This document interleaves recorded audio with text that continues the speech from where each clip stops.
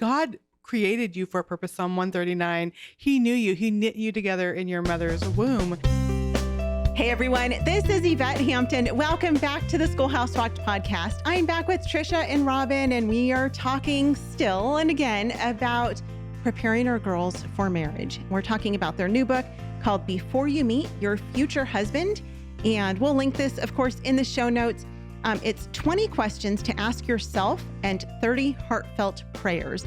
And it's a small book, an easy read, and you just kind of take it one day at a time. You don't have to do it in 30 days. But this is a great book for us to go through with our girls. We recently did an interview with Mark Hancock. If you guys missed it, go back and listen to it. And he is the CEO of Trail Life USA. And so that whole episode was about raising our boys to become godly men. And it's so cool to be doing this episode now because those are the men that we're praying for. We're praying for those men. And I told Mark too, and our audience, I said, raise up those young men to be godly husbands and godly dads, because it's what our girls are longing for. And we're doing our best to raise our girls to become those wives. I tell my girls all the time, like, if you want a godly husband, you've got to become a godly woman, because no godly man is going to want a woman who is not following in the footsteps of what God has called her to. And so it's a high calling for our girls, but there's so much reward for that. And so I love that these two podcast episodes kind of go hand in hand. So we're going to talk more about that. But before we do, I want to say thank you again to our sponsor, CTC Math. If you guys are looking for a great online math program, go to ctcmath.com. Try them out for free. Summertime is a great time to do that. There's no pressure. ctcmath.com. Well, Tricia and Robin, welcome back to the podcast. I am so glad that we're having this conversation. Yesterday, we talked about kind of the three areas to focus on with our girls. And Robin, you talked about the heart, head, and hands. And as you were talking about the heart, we were talking about, just preparing their hearts to become wives, to become godly wives. I want to dig into that just a little bit more. I want to dig into all three of these a little bit more, but let's start there with the heart. And how can we really prepare our girls' hearts for these, godly relationships that they're looking forward to? One of the verses we knew we wanted to lead with is to guard your heart above all else. It is the wellspring of life. And so to have that understanding that it's not open, you're spoken for. You're not up for grabs. You were bought at a price. You guard your heart. And because the heart is a place where we treasure things, what are you holding on to? What are you treasuring? What are you putting of high value? And then that connects to your mind, your thoughts, that's what you're seeking or you're leaning toward, because that process is in motion. So if you take a really close look at how you're wired in that way right now and see where it needs to be changed, it'll change your whole life. I have a good example of that. So I was 15 when my mom and I started attending the church where John's dad was a pastor. And so I was mostly interested in guys, but sometimes as I go to church, that was my early teen years. But I remember going to church with my mom and I saw John there, and, he was in the Marine Corps. I already had a boyfriend, but I heard later that after we started dating that he saw me there, and he's like, "Who is that?" And his mom said, "That's Tricia Goyer. Stay away from her. She's trouble."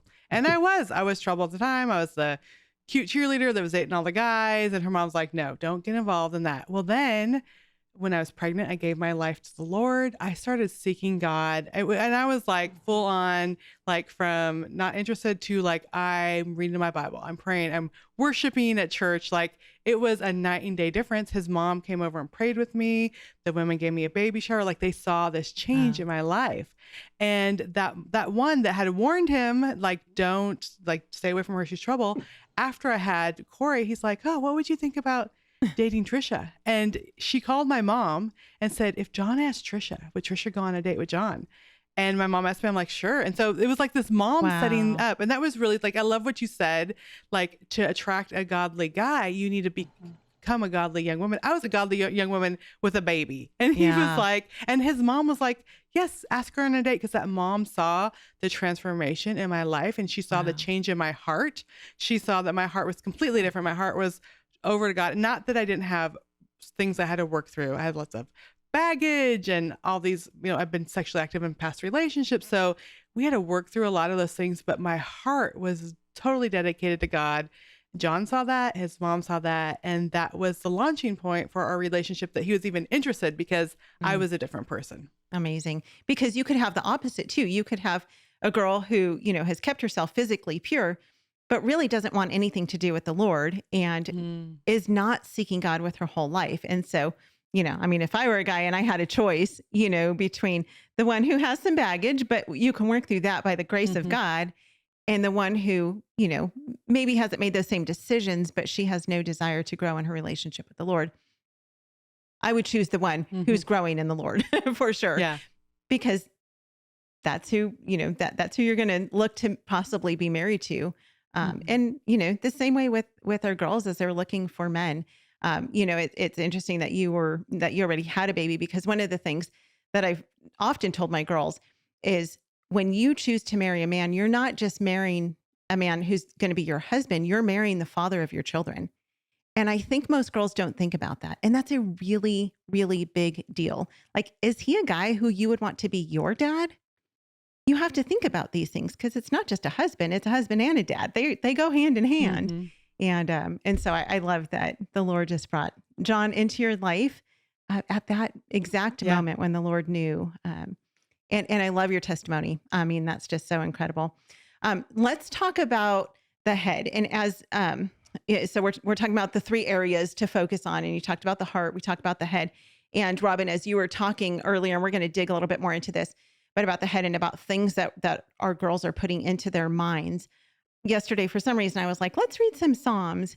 And so with my girls, I had Brooklyn read this verse, and it was kind of weird. I opened my Bible, and this was highlighted in my Bible. And I said, I want you to read this verse. And so it's Psalm 119, verse 37. And it says, turn my eyes from looking at worthless things and give me life in your ways.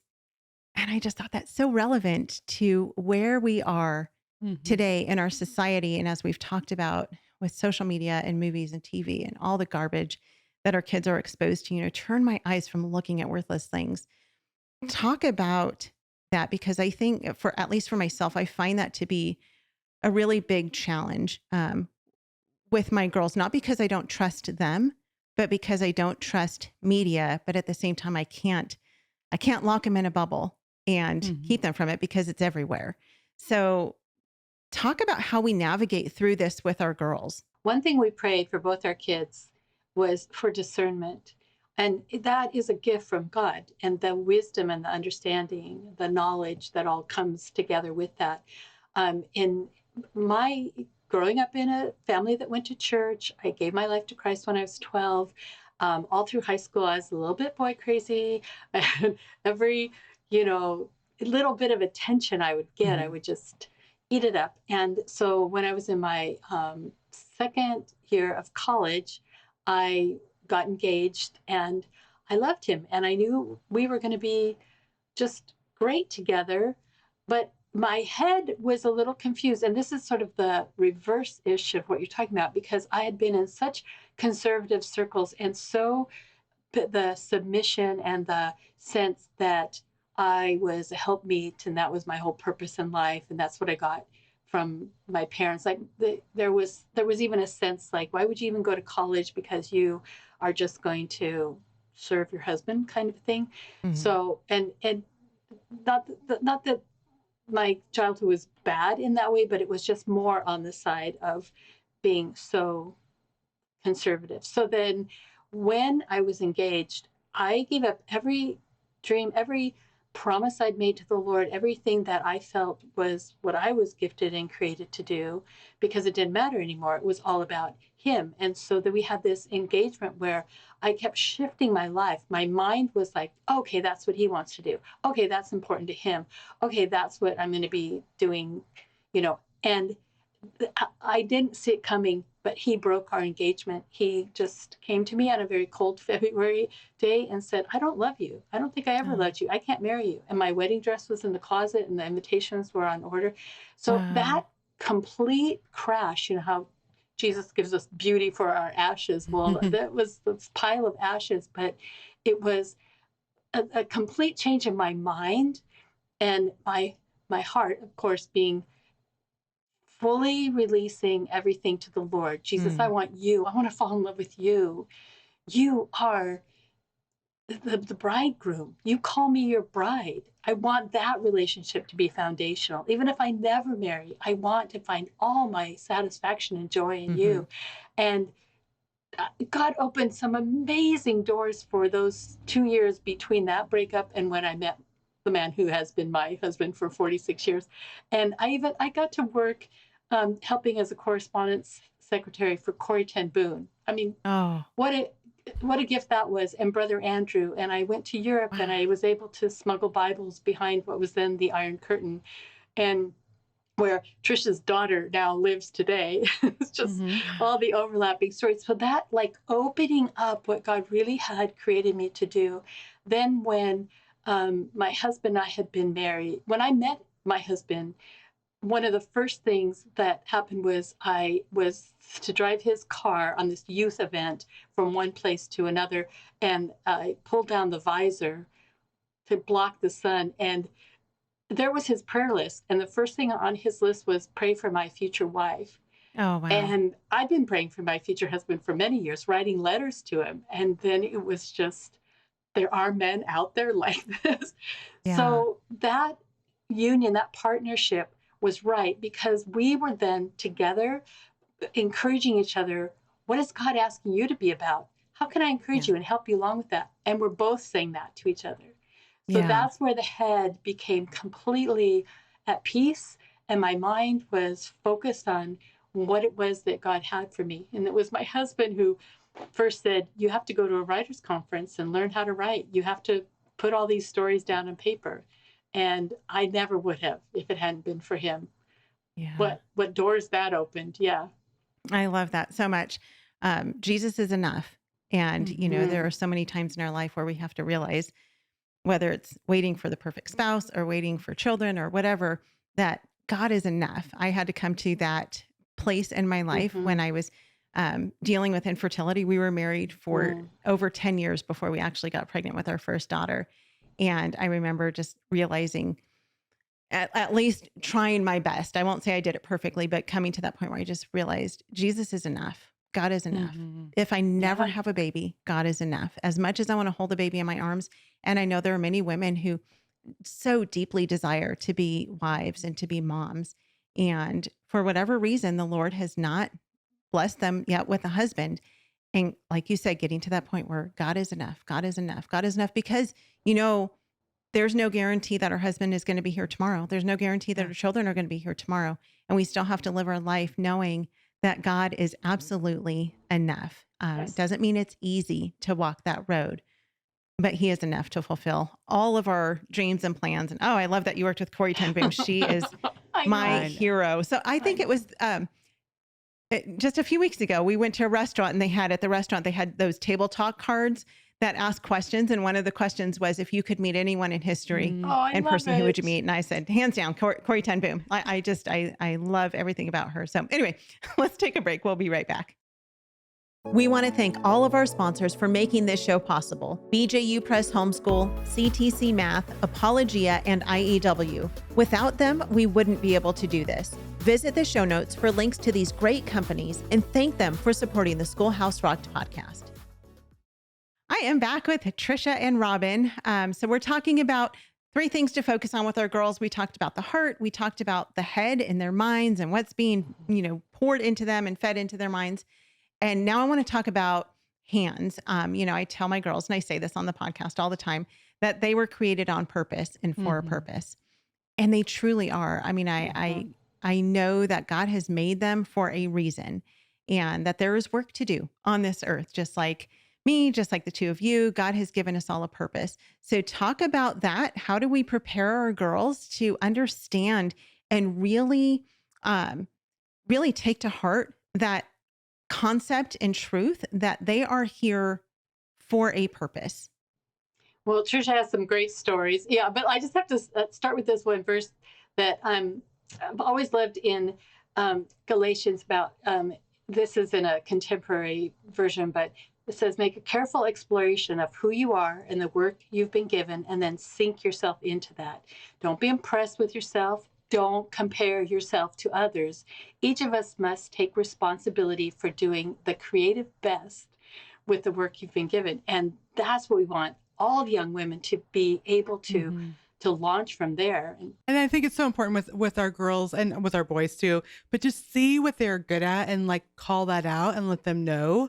I love Kathy Cook's book, The 8 Great Smarts. Are you a people person? Are you a logic person? Like God created you for a purpose. Psalm 139. He knew you. He knit you together in your mother's womb, and he has plans for you. So even when our oldest daughter, who's 30 now, when she was little, she loved missionary stories. She'd want to hear them. She's would make a friend on the playground every time she went. She was very evangelistic.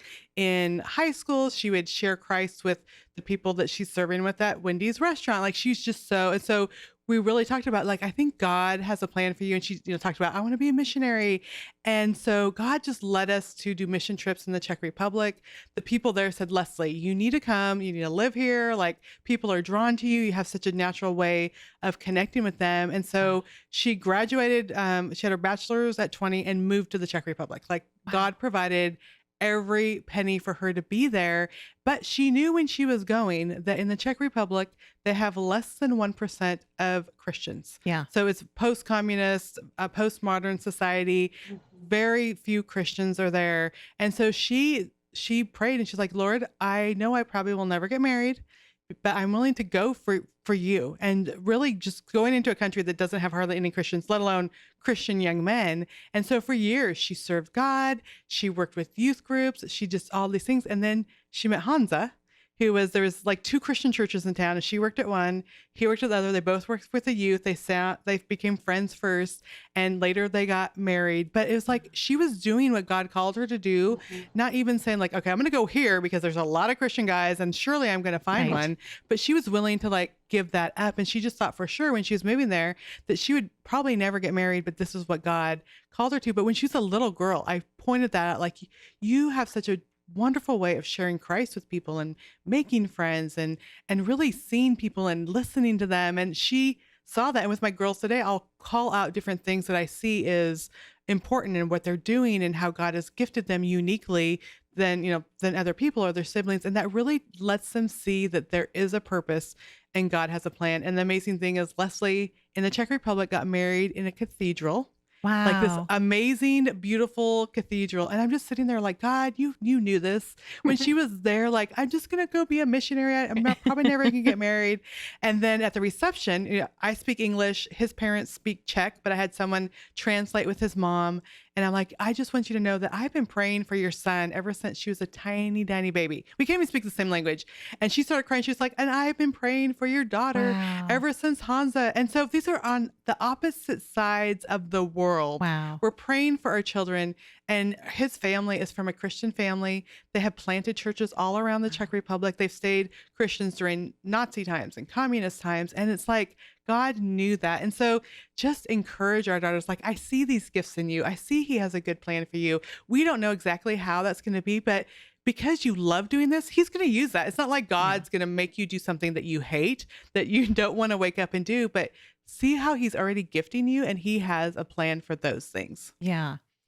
He is so faithful. And again, because this is homeschool podcast, I can't help but just think like this is one of the greatest advantages of homeschooling, because when our kids are sitting in a classroom boxed in for 40 hours a week, being forced to learn a certain way, they don't always not that God can't use them or won't use them. That's not the thing. It's just that they have more of an opportunity to figure out how God created them to be and what he created them to do. And there's so much more time to explore who they really are and what their passions and gifts and talents and abilities are when they're not bogged down with the classroom and with, 4 hours of homework at the end of each day. And so it is such a privilege to be able to walk alongside of our kids and help them to see, because sometimes they can't see it. Sometimes it's so close to them that they can't really see what it is that they're supposed to be doing. And so being able to explore that with our kids and pray through this life with them. I mean, there is truly no greater joy or privilege that I can think of than being able to be a mom or a dad and walk this life with our kids. And to provide those role models, as Tricia's daughter was wanting to read missionary stories, and then that planted those seeds in there. So those ongoing role models are so important, and we can bring that to our children. Yeah. Amen. Well, the two of you are amazing role models. Thank you so much for the heart and the prayers and the work. And I'm certain the sleepless nights that you have put into this book. I don't know how you've written I mean, over 180 books combined, the two of you have written. It's so funny. Sometimes I'll think about, if we're getting ready to do, an event or something like that, I'll wake up in the middle of the night with all these thoughts racing through my head. And then I have to get out of bed because I have to write them down because I can't go back to sleep until I get the thoughts out of my brain.